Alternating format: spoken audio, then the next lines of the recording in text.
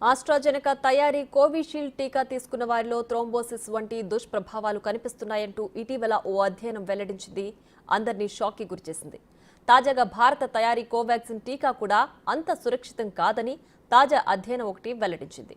Allergy వంటి సమస్యలతో బాధపడుతున్న కౌమార దశలో ఉన్న మహిళలపై ఈ టీకా తీవ్ర దుష్పరిణామాలు చూపిస్తోందని, వారికి రక్తం గడ్డకట్టడం, ప్లేట్లెట్లు పడిపోవడం వంటి ముప్పు పొంచి ఉందని హెచ్చరించింది.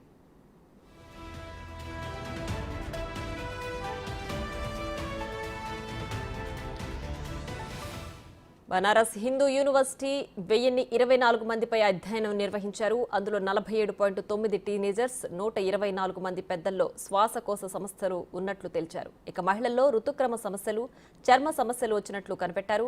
ఇక 4.7% మందిలో నరాల సంబంధిత వ్యాధులను గుర్తించినట్లు పరిశోధకులు తెలిపారు. దీంతో ప్రజలు తీవ్ర ఆందోళనకు గురవుతున్నారు. కాబట్టి కోవాక్సిన్ తీసుకున్న మహిళల్లో ఇలాంటి లక్షణాలు కనిపిస్తే నిర్లక్ష్యం చేయకుండా వైద్యుడిని సంప్రదించాలని కోరుతున్నారు.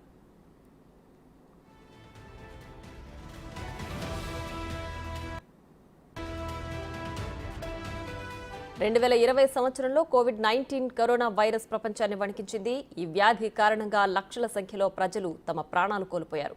అలాగే పలు దేశాల ఆర్థిక వ్యవస్థలు చిన్నాభిన్నమయ్యాయి. ఈ క్రమంలో దేశంలోని పలు కంపెనీలు కరోనా వైరస్పై రీసెర్చ్ చేసి ప్రాణాంతక వ్యాధి నుంచి రక్షించుకునేందుకు వ్యాక్సిన్ను తయారు చేశారు. ప్రపంచవ్యాప్తంగా పలు కీలక కంపెనీలు వ్యాక్సిన్ను తయారు చేయగా అందులో కోవాక్సిన్ కూడా ఒకటి.